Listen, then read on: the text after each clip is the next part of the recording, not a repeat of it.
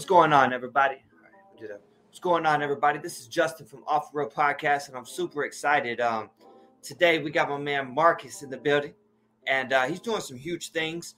As you guys know, I'm really big into helping the youth to be a pillar for them and, guide them along. And this is exactly what this man does. So with no further ado, introduce yourself and tell us a little bit about you.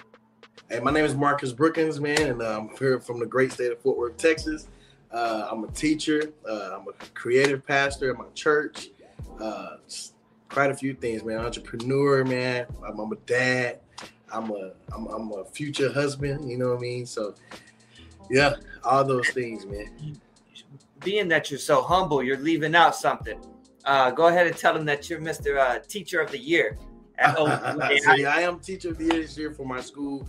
It's very humbling, actually, just in awe of what God is actually doing in my life right now. God is amazing up top, and just excited about everything that He's doing. But yeah, I am Teacher of the Year this year. Got an opportunity to get the opportunity to speak to young minds. You know what I mean, and help other educators, help other teachers, and all that jazz, man. It's a really good time. It's a beautiful thing. As you might know, I'm director of a Boys and Girls Club.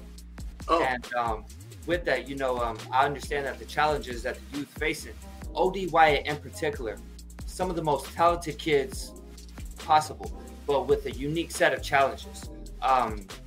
So people like you, I think, it's so necessary. A lot of people want to run to the better school districts, and, where you are, there's such a purpose for you there. And when all this came about and I heard about, what you received, they need you more than you even know. And I want to give you your flowers. That's why I wanted you on the show, is to tell you what you're doing is bigger than you'll ever even realize. So salute to you for that. Man, I appreciate it, man. It's cool. It's crazy. I'm actually a product of ODY High School. I went to ODY High School, man. I graduated from there. I told my boy James Slim Dunn, great drummer. I told him, man, I was like, man, when we was in high school, 9th grade, I said, man, I want to be a band director at ODY High School. He was like, all right, then, bet, try it. From there, I went to University of Nebraska, went to University of Arkansas Pine Bluff. Like, come back here, man, it's just all full circle, you know what I mean? So it's really cool. It's cool the fact that, like, one of the teachers that used to teach me, she actually voted for me to be Teacher of the Year. She was nominated as well. So This is very cool, man. Yeah, so I guess let's kind of go back. You're from Fort Worth, right? Right. Yeah, I'm from Fort Worth. Okay. I'm from the South Side. All right. And from that, you went to Nebraska? Yep, went to University of Nebraska. After I left ODY, I went to Nebraska. How was that transition? Transition was really cool, man. It's one of those things I try to explain to my students, that they have more growing up without so many resources. When you go to Nebraska, they have so many resources. It's like, man, there's no way in the world anybody can beat me with all these resources. Wow. So yeah, I went to Nebraska, man, and it was a great experience. I pledged Alpha Phi Alpha there. Shout out to the frat. It was great experience. Met a lot of great people. Met a lot of people who didn't look like me. You know what I mean? But also a lot of people who looked like me that had a different mindset than I had, and allowed me to step my game up. When it came down to meeting people from Omaha, Nebraska, it's just a different breed of Black person in Omaha, Nebraska. They have a different tact. Like they are not playing about being on top of their business. It's like being in Atlanta. You know what I mean? And it's stuff people just don't know about. Like Malcolm X is from Omaha, Nebraska. You know what I mean? So it's like, you think about all those different things and how they operate, how they roll.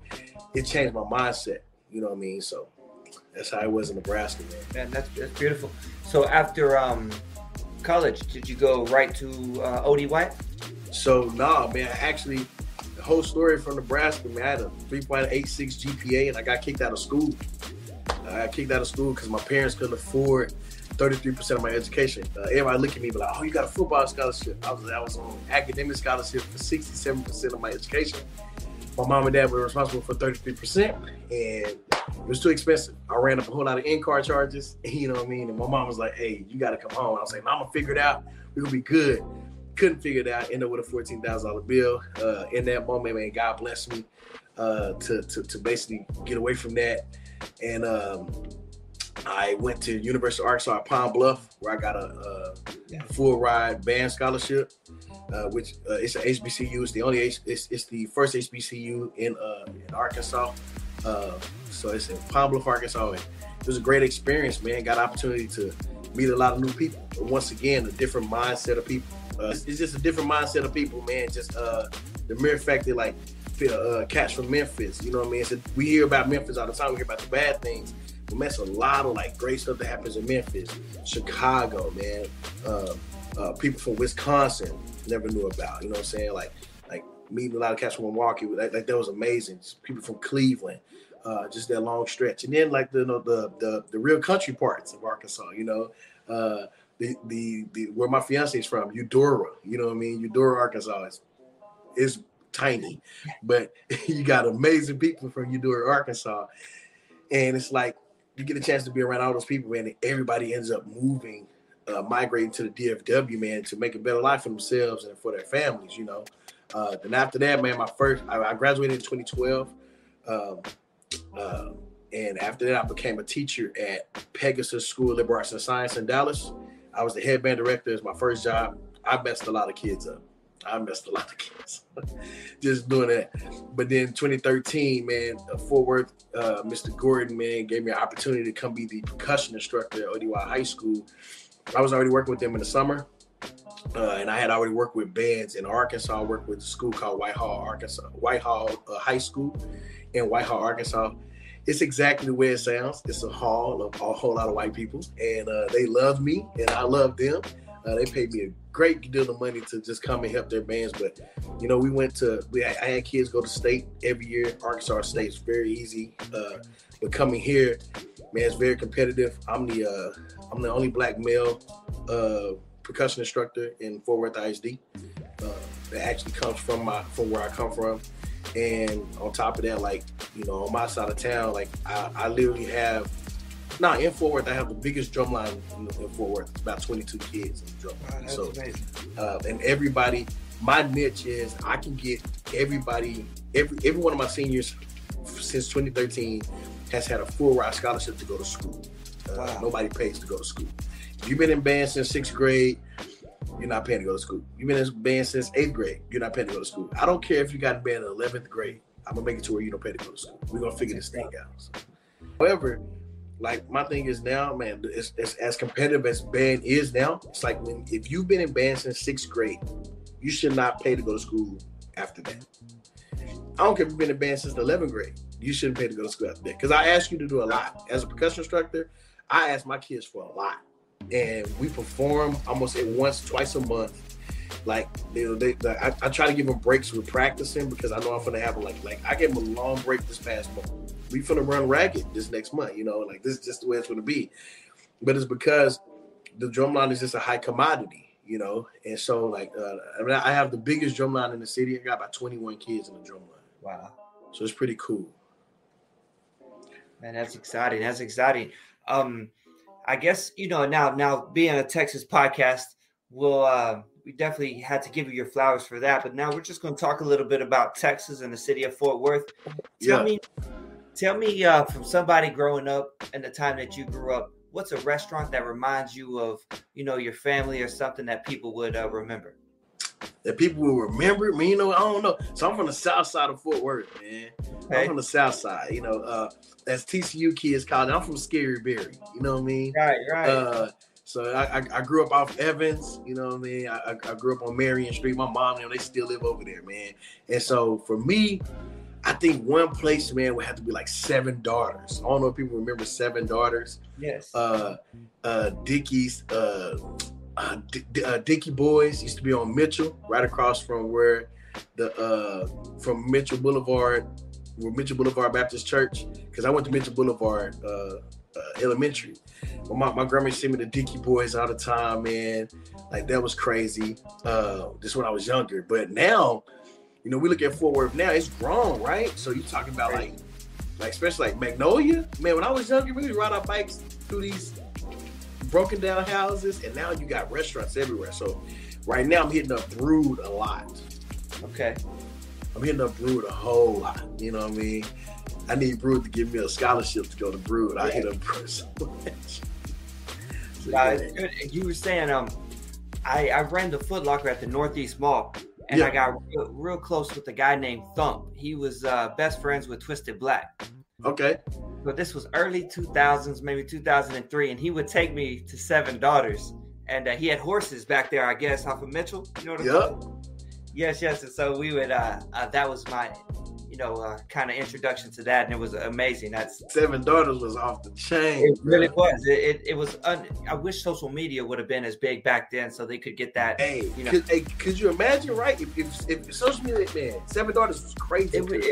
It would be kind of like one of those Atlanta institutions where people, that you had to go to when you came to the city for sure. Had to. Real talk, bro. Like that's just how it goes. Like Seven Daughters. Like right now, I think the place you got to go to, you come to Fort Worth now. Coca-Cola has made it a big deal off 35.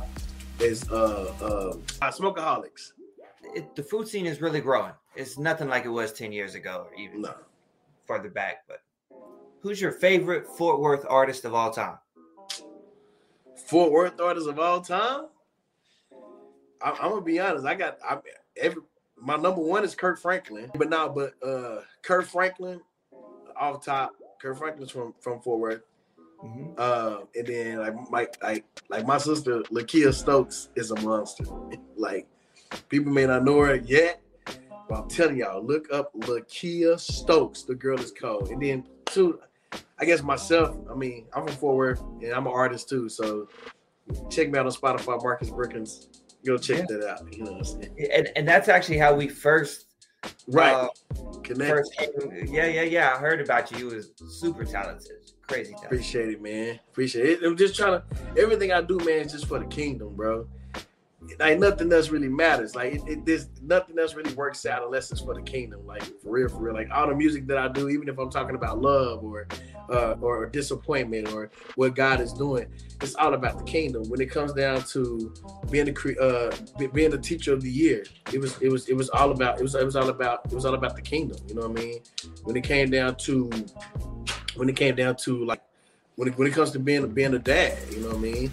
Like my kids in the background right now, I don't know what they're doing, but they're doing something. But when it comes down to being a dad, like it's about the kingdom, right? It's like this is what a father is to us, right? I'm a creative pastor of my church. It's about creating an experience, man, that leads people to an encounter with a true living God. Everything I do is all about the kingdom, and that's it. Like that's who I'm going to be. So when I die, I know I'm going to heaven. But when I die, I want everybody to be like, man, that dude was just all about the kingdom. Like whatever happens, it's about the kingdom. So it shows, man. It shows, and really, there's no better way we could end it than that right there. What you just said, that's kind of that's the beginning and the end, right there. And is there anything you want to say to? Hopefully, the kids will see this, or if anybody else that, Man, you know what, man? Hey, what I will say, man. I remember I went to RCA campus, Ron Clark Academy. Probably one of the best educators we've ever seen. Him and Kim Bearden, probably the best educators in education that we've seen, right? That people have shown us. But I'm telling you, man, one thing I will say is, man, one thing he told me was, man, you be you and you'll be teacher of the year. That's exactly what he told me. And my thing is, like, we have to learn how to be our authentic selves. Does that make sense? Like, we have to be our authentic selves. Like, exactly who God made us to be. Like, he didn't make us to be nothing else but who he called us to be. And my thing is, if people all fall into people like, especially being like, I'm a social media head. Like I love being on social media. Like people are like, oh, you got to find your niche. You got to find your niche. Man, my niche is what God has created me to do. God created me to do music. He created me to be a father. You know what I mean? And he allowed me to be a teacher. And in being a teacher, I'm a band director. I'm able to do music. And I'm able to be a father to kids who don't have a father or some type of parent role model. All those things, that's my niche. And that's how I became who I am. That's why I become who I am every day. And every day is just a continued growth. Like, I have so many failures in my life. Like, in the past 4 or 5 years, I've had major failures. But in the past 4 or 5 years, man, I've seen God do amazing things. And so I just say, like, man, whatever God has called you to do it. And do it to the fullest. And, man, keep a smile on your face. Because things are going to let you down. You're going to get down. But, man, God will never let you down, bro. Like, that's the best I got, man. And, hey, I do. That's why I wanted to reach out to you. I knew we would get this energy. That's just what I want to do, is constantly provide just that vibe, that energy. Already, bro. No problem. We got enough going on, so let's smile a little bit and hear some good news. With that, man, stay warm, stay safe out here in this weather. Hey, to you and your family, man, blessings, and y'all take care. Have a great year. Hey, appreciate it, man. God bless you, bro. Absolutely, brother. Take care.